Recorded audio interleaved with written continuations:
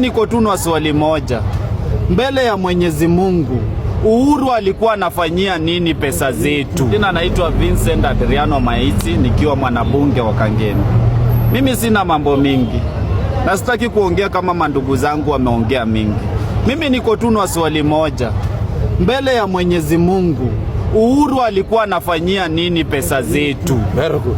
Tunaomba tu tujibiwe before mtuambie one term, no term, sijui nini. Uhuru, bwana Uhuru, with the due respect, ulikuwa unafanyia nini pesa zetu?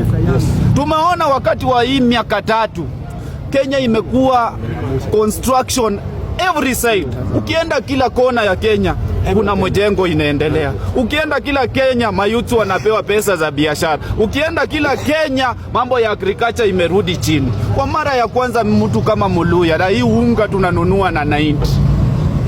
Ndugu zangu, vile tunapenda ugali 90. Wakati wa Uhuru tuliona unga ilienda kwa mara ya kwanza ilienda 250, 280. Rai mtukufu Rais William Samoei Ruto, alafu mnatuambia ati ni one term.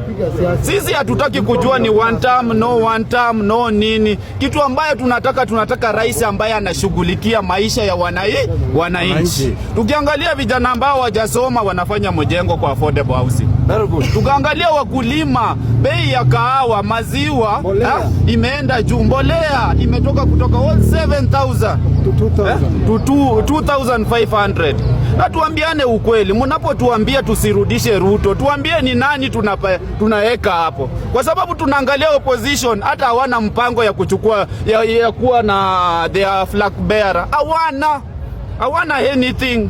So sisi tusisumbuliwe. Kitu ambayo tunaomba ya kwamba Mungu tulindie huyu. Tulindie huyu rais. Tulindie huyu rais.